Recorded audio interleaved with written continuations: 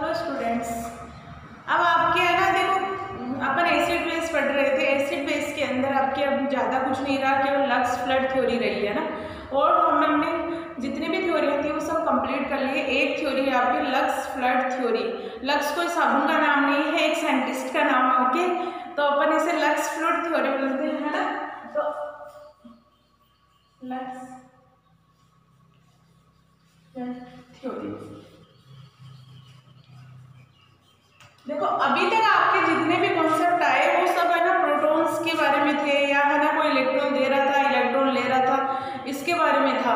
लेकिन आगे ये लक्स फ्लड थ्योरी है ना, किसके बारे में है? ऑक्साइड्स के बारे में है, कि कौन सा ऑक्साइड ग्रहण करेगा या ऑक्साइड देगा, इसके बारे में। अब देखो आपके जितने भी एसिड थे उनकी अपन चर्चा कर चुके हैं, कि उनकी प्रोटॉन्स के बारे की प्रॉपर्टी के बारे में अपन देख चुके कि किसमें प्रोटॉन होगा। लेकिन कई एसिड ऐसे भी हैं जिनके अंदर क्या होते हैं? ऑक्साइड होते हैं। उन ऑक्साइड के आधार पर अपन बताएंगे कि एसिड होगा या बेस होगा। ओके, और कौन एसिड कौन ग्रहण करेगा और कौन त्यागेगा आपके, है ना। तो अब आपके आते हैं कि एसिड में क्या होगा? आपके एसिड में होगा कि मान लो कोई आपके पास है, एसिड की डेफिनेशन क्या होगी आपके? जो ऑक्साइड को ग्रहण करेगा, यानी कि जो ऑक्साइड को ग्रहण करेगा, ऑक्साइड को ग्रहण करेगा उसे बोलेंगे अपन एसिड। और जैसे कि और बेस किसे बोलेंगे? जो ऑक्साइड को त्यागेगा, ऑक्साइड को डोनेट करेगा। ओके, डोनेट करेगा उसे बोलेंगे upon base. Lux flood theory के अकॉर्डिंग एसिड बेस की डेफिनेशन दी जाती है कि एसिड किसे कहेंगे? जो आपके ऑक्साइड को ग्रहण कर ले उन्हें अपन एसिड कहेंगे, और जो बेस को त्याग दे, बेस किसे कहेंगे? जो ऑक्साइड को त्याग दे। यहाँ ऑक्साइड से रिलेटेड किया गया है एसिड और बेस को। ओके, जैसे कि आपके पास है ZnO प्लस, इसकी अगर ऑक्साइड से ग्रहण टू माइनस, तो क्या बनेगा इसमें? आपके अपन को क्या करना है? ग्रहण करवाना है ऑक्साइड। तो ऑक्साइड ग्रहण करवाने के बाद में अपन देखेंगे कि ZnO और O माइनस किस में होगा। ओके, तो आपके हो जाएगा, सॉरी ऑक्साइड है ना आपके O2 माइनस होगा, O2 माइनस, तो किसमें हो जाएगा? ये ZnO2 के अंदर हो जाएगा। ये हो गया आपका एसिड। ओके, क्योंकि ये क्या कर रहा है? आपका ऑक्साइड को ग्रहण कर रहे हैं, तो इसे अपन बोलेंगे एसिड। और अब आप देखेंगे कि बेस किसे बोलेंगे अपन, है ना। तो इसकी आप पहले तो इसकी वैलेंसी कंप्लीट कर लो। वैलेंसी का मतलब चार्ज कंप्लीट कर लो, तो ये 2 माइनस आ जाएगा, क्योंकि ये है आपके O2 माइनस है, तो ये 2 माइनस आ जाएगा। अब देखेंगे कि बेस की डेफिनेशन किस तरीके से दी जाएगी आपके, और किस तरीके से समझा जाएगा। बेस है जो आपको ऑक्साइड को त्याग दे। अब ऑक्साइड कौन त्यागेगा? आपकी बेस कौन सा है? जैसे कि CaO है, CaO की अगर रिएक्शन करवाई जाती है तो वो क्या करेगा? ऑक्साइड को त्यागेगा। तो ये किसमें होगा? Ca2 प्लस O2 माइनस में कन्वर्ट हो गया। तो ये क्या हो गया? आपके बेस को ऑक्साइड को त्याग रहा है, यानी कि ऑक्साइड को डोनेट कर रहा है। ओके, तो इसे बोलेंगे अपन बेस। अब सिंपल वे में कहें कि ऑक्साइड, एसिड और बेस क्या है? लक्स और फ्लड थ्योरी के अकॉर्डिंग एसिड वह होते हैं जो ऑक्साइड को एक्सेप्ट करे। ऑक्साइड मतलब O2 माइनस को एक्सेप्ट करे, उन्हें बोलते हैं अपन एसिड्स। और बेस किसे बोलेंगे? जो ऑक्साइड को डोनेट करे, O2 माइनस को डोनेट करे, O2 माइनस को डोनेट करेगा और ये लेगा, तो इसे बोलते हैं एसिड और बेस। किसके अकॉर्डिंग? लक्स फ्लड थ्योरी के अकॉर्डिंग कहा जाता है। अब अपन ने कुछ एग्जांपल्स देखे, जैसे ZnO है, ZnO की ऑक्साइड के साथ क्रिया करवाई जाती है, तो क्या किसमें कन्वर्ट होता है? ZnO2 माइनस में होता है ना, O2 माइनस। कैल्शियम ऑक्साइड है आपका, बेस क्रिया करवाई थी क्या? Ca2 प्लस O2 माइनस में ब्रेक होता है। और अगर मैं इसे ये ना करके ऐसे बोल दूं आपके, इसे अगर ये आपका एसिड है, मान लो ZnO प्लस O2 माइनस है, ये क्या होती है? इक्विलिब्रियम में होती है आपकी रिएक्शन। ये हो गई आपकी ZnO2 माइनस, है ना। अब मैं इसे एसिड बोल रही हूँ, तो ये बेस हो सकता है? बेस ही तो है। अगर मैं इसकी वापस से क्रिया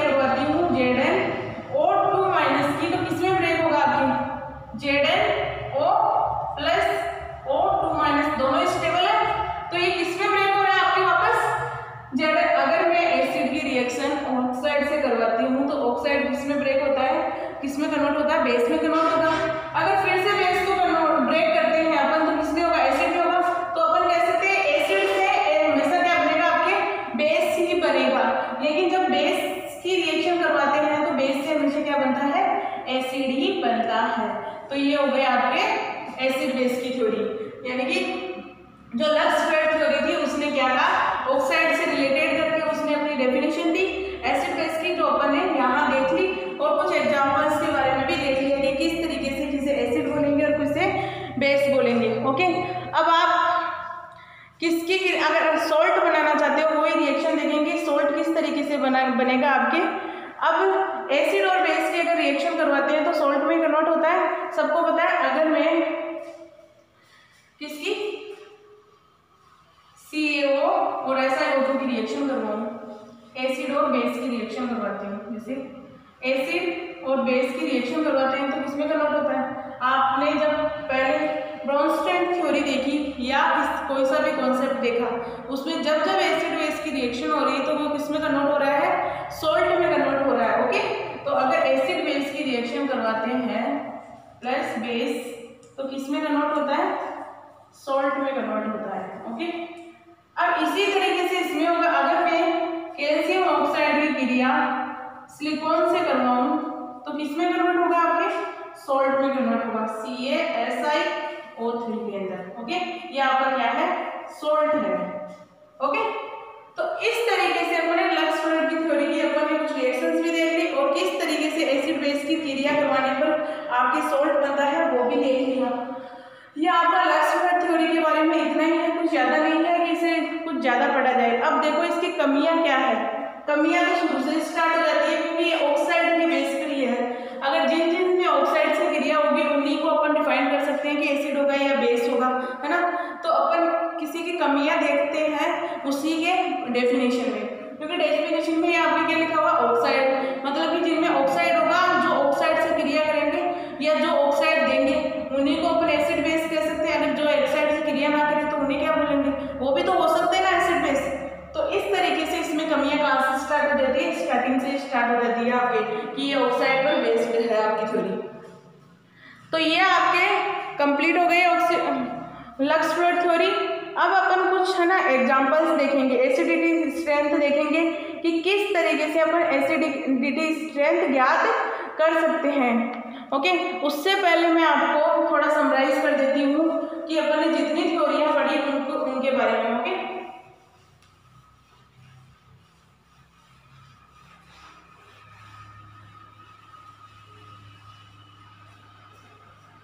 छोटा सा चैप्टर है, ये चैप्टर आज खत्म हो जाएगा आपका। ओके, ज्यादा लंबा नहीं है। तो देखो आपके यहां मैं लिख देती हूँ कॉन्सेप्ट या थ्योरी लिख देती हूँ थ्योरी, और यहां मैं लिखती हूँ डेफिनेशंस,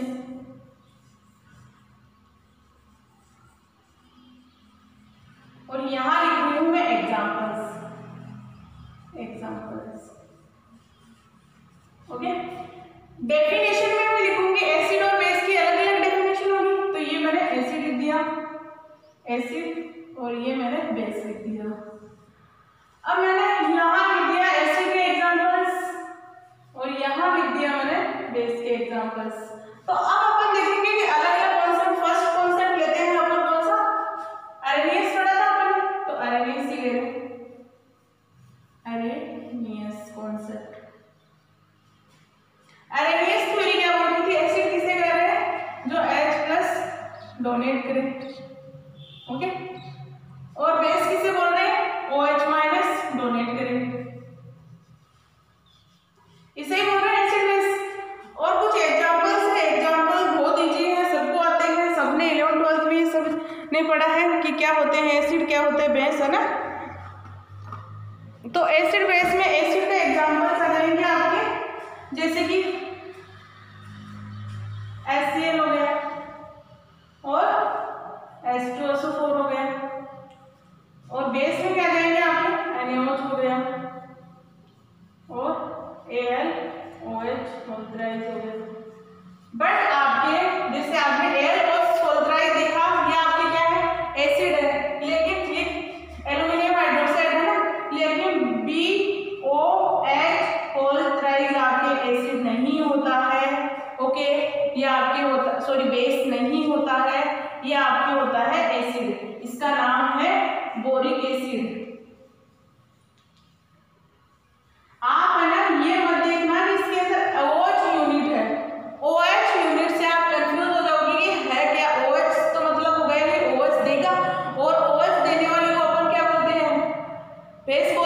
आरएनएस के अकॉर्डिंग मतलब कि आप तो इसे ना अगर देखा जाए अगर इसका नाम नहीं जानते हो तो आप बोलोगे कि आपकी क्या है एसिड है, बट ये आपके सॉरी बेस है, बट ये आपके एसिड होता है। ओके, एसिड होता है क्योंकि जब ये H2O से क्रिया करता है तो इसमें क्या होता है कि BOH OH OH और OH बन जाता है, यानी कि जब H2O से क्रिया करता है तो H+ और OH माइनस में ब्रेक होता है।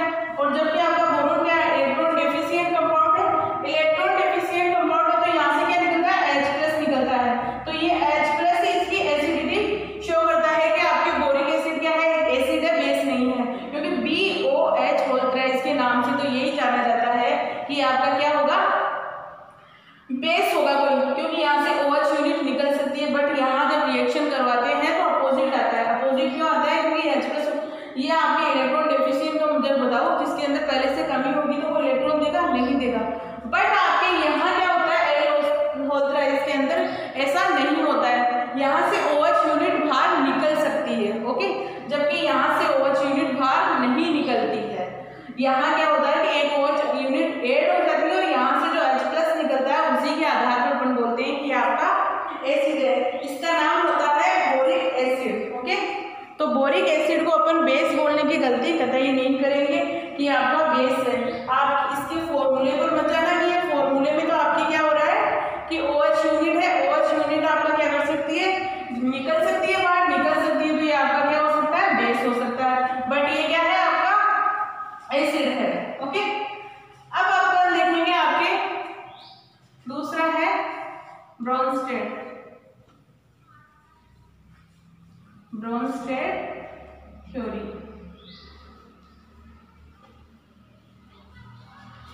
ब्रोंस्टेड थ्योरी क्या बोलती है जो H+ डोनेट करे और जो H+ एक्सेप्ट करे। बेस किसे बोलेंगे अपन एक्सेप्ट करे।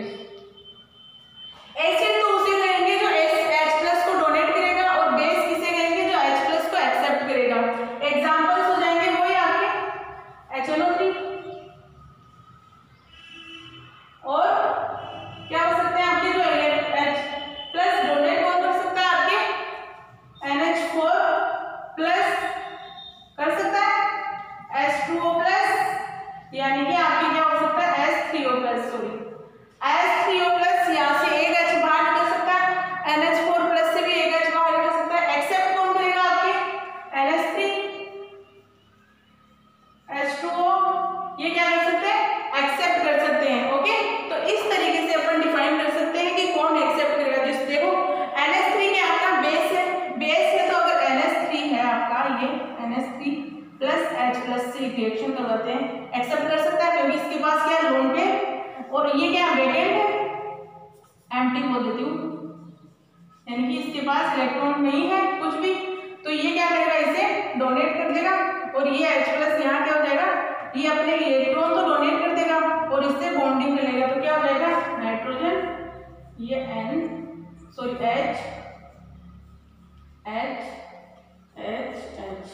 देखो इस NH3 की क्या कहानी होती है स्टोरी, देखो इस अलग है थोड़ी, आप शेप में जाना थोड़ा सा साइज और शेप भी पढ़ेंगे साथ में इसकी क्या होती है। इसकी शेप तो क्या होती है, शेप होती है इसकी संरचना या आकार, इसका आकार होता है पिरामिडल,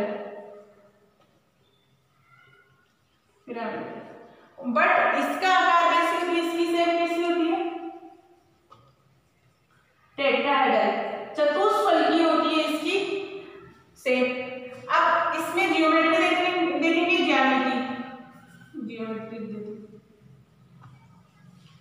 इसमें जियोमेट्री होती है आपके टेट्राहेड्रल जियोमेट्री है ना, और इसमें भी कैसी होती है टेट्राहेड्रल होती है। बट देखो इनमें इन दोनों में फर्क क्या है, यहाँ तो शेप क्या हो रही है पिरामिडल हो रही है जबकि जियोमेट्री भी आप टेट्राहेड्रल हो रही है, बट यहाँ क्या हो रहा है शेप तो आपकी टेट्राहेड्रल है और जियोमेट्री भी आपकी क्या है टेट्राहेड्रल। यहाँ दोनों टेट्राहेड्रल है क्योंकि यहाँ कोई लोन पेयर प्रेजेंट नहीं है, लोन पेयर एब्सेंट है। अब आप देखेंगे कि इसमें ऑक्टेट कंप्लीट हो रहा है, देखो आपके इसमें भी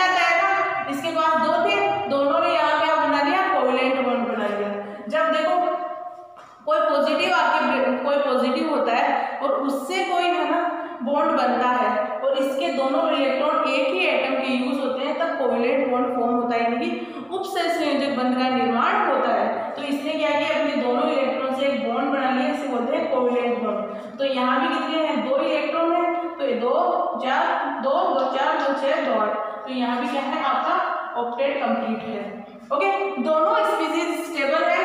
अगर मैं अमोनिया की रिएक्शन H+ से करवाते हैं तो H+ से किसमें कन्वर्ट होता है NH4+ में। तो ये तो आपका हो गया बेस और ये हो गया आपका एसिड में कन्वर्ट हो गया आपकी, हो गया। क्योंकि अगर मैं इसकी रिएक्शन वापस से करवाती हूँ तो ये क्या करेगा H+ इजीली दे देगा। तो H+ इजीली दे देगा तो क्या हो सकता है आपके एसिड हो सकता है। तो इस तरीके से अपन इन्हें डिफाइन करते हैं कि कौन सा एसिड है कौन सा बेस है। इसी तरह आपके H2O का भी खेल है ना, जैसे H2O का भी बताती हूँ आपको।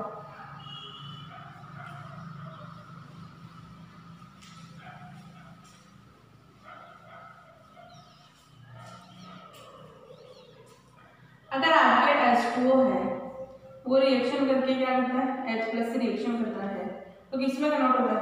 H2O की स्ट्रक्चर कैसी होती है आपकी, इस तरीके से होती है। यहाँ क्या होते हैं इसमें लोन पेयर्स प्रेजेंट होते हैं। तो ऑक्सीजन के पास 2 लोन पेयर है, दोनों में से क्या करेंगे एक लोन पेयर इसके पास चला जाएगा, क्रिया करेगा इससे।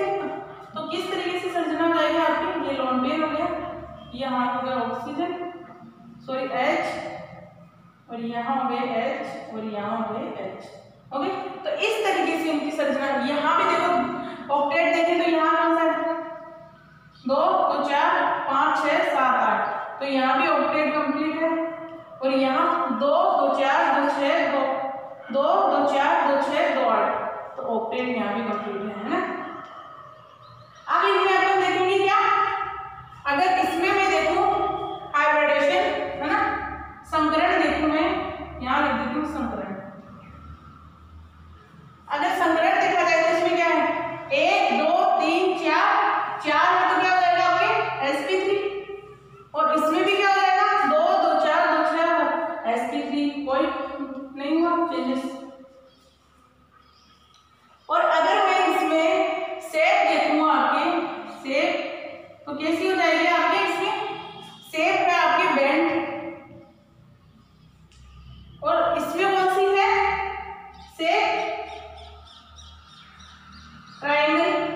ट्रायंगल तो है। देखो शेप के अंदर क्या होता है पहले आपको ये बता दूं, जब जब अपन शेप देखते हैं शेप है ना, जब जब किसी भी स्पीसीज का आकार ज्ञात करते हैं तो वहां केवल सिग्मा बॉन्ड को काउंट करके देखते हैं, केवल सिग्मा बॉन्ड ही पार्टिसिपेट लेते हैं। और लेकिन जब जब जियोमेट्री देखते हैं अपन है ना, ज्यामिति देखते हैं तो sigma plus lone pair count होते हैं, जिसमें सिग्मा बॉन्ड भी होगा और लोन पेयर भी होंगे, वो दोनों काउंट करते हैं। अगर सिग्मा है तो सिग्मा ही काउंट होंगे, अगर लोन पेयर भी है उस स्पीसीज के अंदर तो लोन पेयर भी काउंट होंगे। तो इसमें से किसकी कैसी हो जाएगी ट्राइगोनल, ट्राइगोनल। बट अब ज्यामिति देखते हैं अपन, जियोमेट्री देखने पर अपने को इसमें पता चलता है कि इसकी क्या है 4 है, तो 4 है तो इसकी तरह होती है चतुष्फल की यानी कि टेट्राहेड्रल होती है। और इसमें भी कैसी होगी टेट्राहेड्रल ही होगी। तो देखो इस प्रकार से अपन इन्हें आइडेंटिफाई कर सकते हैं कि किस तरीके से अपन क्या क्या चेंजेस हो रहे हैं वो भी साथ में देख सकते हैं, और एसिड बेस की प्रॉपर्टी भी अपन इजीली देख सकते हैं। ओके, अब अपन देखेंगे ये कंप्लीट हो गया। इसे अपन ने कहा ये क्या है आपका H+ एक्सेप्ट कर रहा है ना, डोनेट नहीं कर रहा, H+ एक्सेप्ट कर रहा है तो क्या बोलते हैं H+ एक्सेप्ट करने वाले को बोलते हैं एसिड। ये आपका हो गया एसिड, बट ये आपका क्या है बेस, क्योंकि जब इसकी रिएक्शन करवाएंगे तो ये क्या कर सकता है H+ डोनेट कर सकता है। ओके, आई होप आपको समझ में आ रहा होगा थोड़ा बहुत तो। और वैसे आपका सब पढ़ा हुआ है, ज्यादा नहीं है, 11th 12th में सब पढ़ते हैं एसिड बेस कैसे करते हैं, वो सारा सब कुछ आ जाता है वहीं। अगर ढंग से पढ़ा है तो सब कुछ आ जाता है। वैसे भी आजकल स्कूलों में ज्यादा ही पढ़ाने लगे हैं ना। कंपटीशन की तैयारियां करवाने का मतलब होता है कि आपके बीएससी तक का सिलेबस ऑलमोस्ट कवर करवा देते हैं। जो छोटे चैप्टर होते हैं वो आपके बीएससी में भी वही होते हैं। अगर आप एमएससी करोगे तो एसिड बेस पढ़ोगे आप एमएससी के अंदर है ना, तो सेम एसिड बेस ये का यही है, कुछ चेंजेस नहीं है। हाँ कुछ 1-2 कॉन्सेप्ट नए आ जाएंगे, लेकिन वो नए से कुछ लेना देना नहीं होता अपन को, क्योंकि क्वेश्चन तो आपको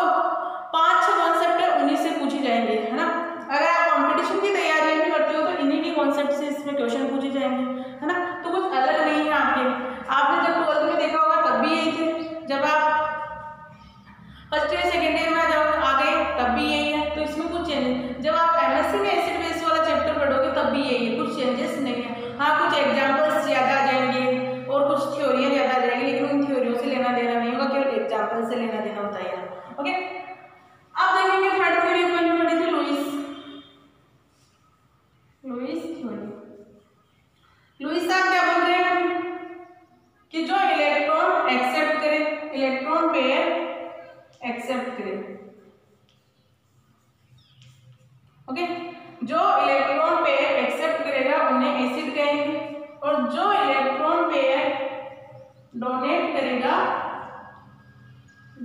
करेगा उन्हें अपन बेस कहेंगे। एग्जाम्पल एसिड के। अब अपने इलेक्ट्रॉन पेयर एक्सेप्ट कौन कौन कर सकता है? किसके पास, जिनके पास इलेक्ट्रॉन्स की कमी होगी वही करेंगे। तो अपन मैं यहाँ बोल सकती हूँ इलेक्ट्रॉन डेफिशिएंट कंपाउंड जितने भी। अब आप बोलोगे डेफिशिएंट कंपाउंड कौन कौन से आ गए, है ना? डेफिशिएंट आपके बोरॉन फैमिली के, है ना, जैसे कि BH3 हो गया, BF3 हो गया, BCl3 हो गया, है ना, इस तरीके से वो इलेक्ट्रॉन डेफिशिएंट हो। और कौन से होंगे? जिनके पास d ऑर्बिटल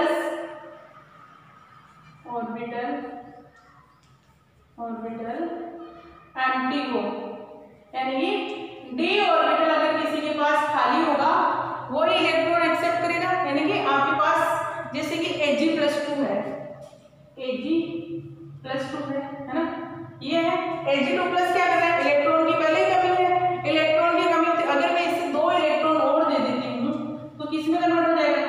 Ag में हो जाएगा। अगर देखो कोई भी स्पीशीज है आपके, कभी भी चार्ज के अंदर नहीं रहना चाहती, उसके ऊपर अगर कोई चार्ज आ जाता है ना तो वो रहना नहीं चाहती उसमें, वो क्या होना चाहिए? उदासीन होना चाहती है। अगर किसी स्पीशीज में चार्ज है तो इलेक्ट्रॉन ले देके वो क्या करेगी? अगर माइनस चार्ज है तो दे देगी किसी को, और अगर प्लस चार्ज है तो किसी से ले लेगी, लेकर वो किस में कन्वर्ट हो जाएगी? उदासीन में कन्वर्ट हो जाएगी, न्यूट्रलाइज हो जाएगी। वो न्यूट्रलाइज लेकर वो स्टेबल हो जाती है। तो अपने पास d ऑर्बिटल्स के एम्प्टी ऑर्बिटल होंगे तो वो क्या होते हैं? आपके एसिड की तरह बिहेव करते हैं। और यहाँ कौन सा आ गया आपके बेस के अंदर? जो इलेक्ट्रॉन पेयर क्या करेंगे? डोनेट करेंगे। अब डोनेट कौन करेगा? जिसके पास इलेक्ट्रॉन ज्यादा होंगे। इलेक्ट्रॉन किसके पास ज्यादा होते हैं? इलेक्ट्रॉन एफिशिएंट कंपाउंड्स के पास। अब जैसे कि आपके OH- है, F- है, आयोडीन- है, तो इनके पास माइनस चार्ज है। माइनस चार्ज वाले के पास तो इलेक्ट्रॉन पहले से बहुत ज्यादा होते हैं। वो क्या करेंगे? आपके इलेक्ट्रॉन को डोनेट करने की कोशिश करेंगे कि अगर कोई उनके पास ऐसा ग्रुप आ जाए जो उनका इलेक्ट्रॉन ले ले, तो इलेक्ट्रॉन लेने के बाद उनमें क्या हो जाएगी? वो न्यूट्रलाइज हो जाएंगे, और न्यूट्रलाइज होने के बाद में वो क्या करेंगे? एक स्टेबल कंपाउंड में कन्वर्ट हो जाएंगे। लेकिन जब जब उनके पास नेगेटिव चार्ज होगा वो हमेशा बेस की तरह ही बिहेव करेंगे। ओके, तो मैंने ये तीनों कॉन्सेप्ट आपको फिर से रिवाइज करवा दिया, आई होप समझ में आ रहा है। अब सॉल्वेंट इफेक्ट क्या बोल रहा था आपने? सॉल्वेंट इफेक्ट फोर्थ है, सॉल्वेंट इफेक्ट या कॉन्सेप्ट बोलते हैं। सॉल्वेंट इफेक्ट बोल रहा था जो अगर अपने पास किसी भी सॉल्वेंट के अंदर H+ की अधिकता कर दी, यानी कि कोई भी एसिड होगा तो H+ की मात्रा को बढ़ा दे, है ना, तो उससे पॉजिटिव आयन या बोल सकती हूँ मैं पॉजिटिव चार्ज को इंक्रीज कर दे। सॉल्वेंट की बात करें, सॉल्वेंट के अंदर अगर कोई स्पीशीज घोल रहे हैं, जैसे अपन ने वाटर के अंदर HCl घोल रहे हैं, है ना, वाटर है उसमें HCl घोल रहे हैं, तो जो HCl ब्रेक होगा H+ और Cl में ब्रेक होगा, तो H+ की अधिकता कर रहा है, मतलब कि वहां वो क्या हो गया? एसिड हो गया। और यहाँ क्या होगा? नेगेटिव आयन की मात्रा को बढ़ा दे। जिस सॉल्वेंट में अगर डिसोल्व कर रहे हैं तो वहां नेगेटिव चार्ज को बढ़ा देगा, वो होगा आपका बेस होगा, है ना। अब इसमें एग्जांपल्स आपके बहुत सारे हो सकते हैं, और वो किसके अकॉर्डिंग होंगे? आपके सॉल्वेंट के हिसाब से होंगे। सॉल्वेंट की कौन सा ले रहे हो, कौन सा दे रहे हो, या किस सॉल्वेंट में किसकी तरह बिहेव कर रहे हो, ये मैंने आपको अच्छे से पढ़ा दिया है। वही आपको एग्जांपल्स लिखने हैं, लेकिन वहां मेंशन करना होगा जब जब सॉल्वेंट इफेक्ट अपन पढ़ रहे हैं या किसी को अपन को बताना है कि आपका एसिड है या बेस है, उस कंडीशन में आपको ये बताना होगा कि इस सॉल्वेंट के अंदर बेस की तरह बिहेव कर रहा है। यानी कि आपको साथ में एसिड का नाम लिखना है और साथ में बेस का नाम, वो सॉल्वेंट का नाम भी लिखना ही है। ये कंडीशन होती है सॉल्वेंट इफेक्ट की। अब अपन ने 5वें नंबर पर अभी पढ़ा था लक्स साबुन, है ना, लक्स साबुन, लक्स फ्रेड थ्योरी। अजीब अजीब से नाम नहीं होते लक्स, वैसे भी लक्स भी तो साबुन का नाम आया, तब भी वो भी क्या था? आपके किसी न किसी ने बनाया होगा, वो तो अपने नाम पर रख दिया होगा, है ना। तो लक्स फ्रेड थ्योरी कैसी थी? जो ऑक्साइड को एक्सेप्ट करे, एसिड किसे बोल रहे थे? जो ऑक्साइड को एक्सेप्ट करे, और बेस किसे बोल रहे थे? जो ऑक्साइड को डोनेट करें, है ना। तो एग्जाम्पल्स इसमें तो देख लिए थे अपन, यहाँ आ जाएगा ZnO और यहाँ आ जाएगा आपका Zn(O2) 2-। ओके, तो ये हो गए आपके एग्जाम्पल्स। थ्योरियाँ, 5 थ्योरियाँ थी वो कंप्लीट हो चुकी है आपके, कि किस तरीके से अपन इन्हें एसिड बेस कह सकते हैं या क्या होते हैं। तो ये समझ में आ गया होगा आपको। अब कुछ मैं आपको कॉन्सेप्ट बताऊंगी जिनसे अपन डिफाइन करेंगे कि आपका एसिड कौन सा अधिक एसिड होगा, कौन सा अधिक मोर एसिडिटी होगी या किसकी कम होगी, किसकी ज़्यादा होगी। देखो आपके कॉन्सेप्ट है एक कि एसिडिटी स्ट्रेंथ किस तरीके से अपन ज्ञात कर सकते हैं। एक तो होती है अपने पास उसकी ऑक्सीजन स्टेट, है ना, ऑक्सीडेशन स्टेट। ऑक्सीकरण अंक के आधार पर भी अपन ज्ञात कर सकते हैं कि किसी की एसिडिटी कितनी होगी या कितनी नहीं होगी। बता देती हूँ मैं, देख लेना होगा।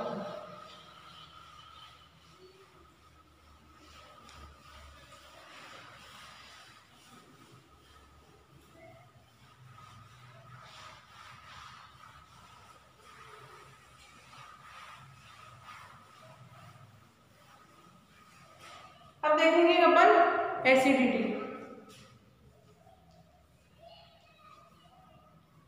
यानी कि अम्लता, किसकी अम्लता ज्यादा होती है। देखो आपके ये एसिडिटी बेसिडिटी देखने के लिए आपको पहले तो क्या क्या आनी चाहिए, जो आपके 12th बेसिस है वो सब आना चाहिए। GOC आपको आनी ही चाहिए, है ना। अगर GOC नहीं आती है तो एसिड बेस के बारे में आप ज्ञात नहीं कर सकते कि कौन सा एसिड होगा, कौन सा बेस होगा। किस तरीके से उससे बोलेंगे कि आपका मोर एसिड है, या किस तरीके से बोलेंगे आपका मोर स्टेप, यानी अपन बोल हाईएस्ट एसिड बोल सकते हैं, या अपन बोल स्ट्रॉन्गेस्ट एसिड बोल सकते हैं, यानी कि वीक एसिड कौन सा होगा, स्ट्रॉन्ग एसिड कौन सा होगा। उससे आपको पहले क्या आनी चाहिए, GOC, जनरल ऑर्गेनिक केमिस्ट्री, यानी कि जनरल ऑर्गेनिक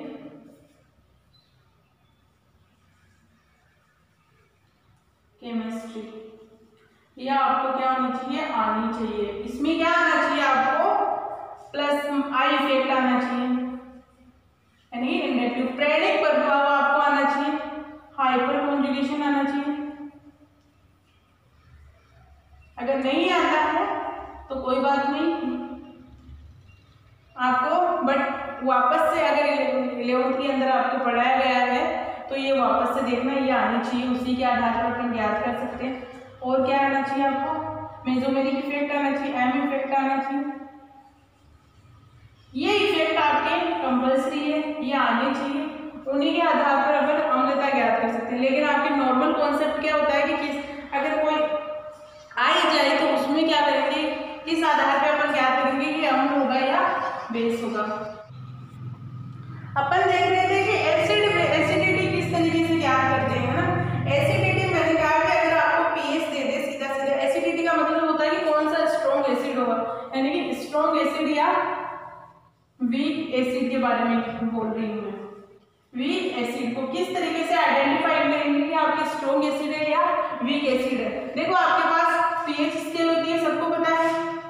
pH स्केल के बारे में सबको पता रहता है, कोई बच्चा नहीं है यहाँ। 1, 7 और 14, इसके बीच में आने वाले को क्या बोलते हैं, एसिड बोलते हैं, और इसके बीच में आने वाले को क्या बोलते हैं, बेस बोलते हैं। ये क्या होता है, आपका सॉल्ट होता है ना। तो अब अपन देखेंगे कि किस तरीके से अपन एसिडिटी ज्ञात कर सकते हैं। pH का फॉर्मूला क्या होता है, pH माइनस log H+, यानी कि जिसके पास जितने H+ होंगे उसकी pH ज्यादा होगी, है ना। उसकी pH सबसे कम होगी जिसके पास जितने H+ डोनेट करेगा, या H+ की किस तरीके से, एक तरीके से अपन बोल सकते हैं कोफिशिएंट आपका ये ना।